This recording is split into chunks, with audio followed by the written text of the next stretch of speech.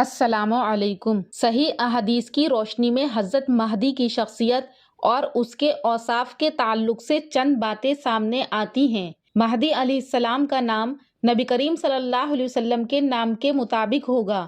مہدی علیہ السلام کے والد کا نام نبی اکرم صلی اللہ علیہ وسلم کے والد کے نام کے مطابق ہوگا۔ مہدی علیہ السلام نبی صلی اللہ علیہ وسلم کے اہل بیت میں سے ہوں گے۔ مہدی علیہ السلام فاطمہ رضی اللہ تعالی عنہا کی اولاد میں سے ہوں گے۔ مہدی علیہ السلام کشادہ پیشانی اور اونچی ناک والے ہوں گے۔ مہدی علیہ السلام کی اصلاح ایک رات کے اندر ہوگی۔ مہدی علیہ السلام کے خلیفہ ہونے سے پہلے زمین ظلم و ستم سے بھر جائے گی۔ مہدی علیہ السلام اپنی خلافت کے بعد زمین کو عدل و انصاف سے بھر دیں گے۔ مہدی علیہ السلام سے کعبے کے پاس مقام ابراہیم کے سامنے بیعت کی جائے گی۔ مہدی علیہ السلام 7 سال تک حکومت کریں گے۔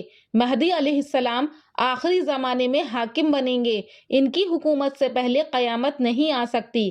مہدی علیہ السلام خراسان کی طرف سے کالے جھنڈوں کے ساتھ نکلیں گے۔ مہدی علیہ السلام کے زمانے میں آسمان خوب بارش برسائے گا۔ مہدی علیہ السلام کے زمانے میں زمین اپنے پودے بھرپور اگائے گی۔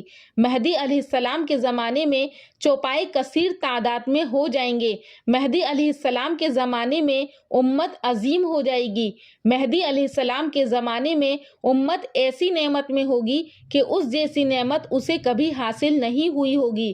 مہدی علیہ السلام مال کی صحیح تقسیم کریں گے۔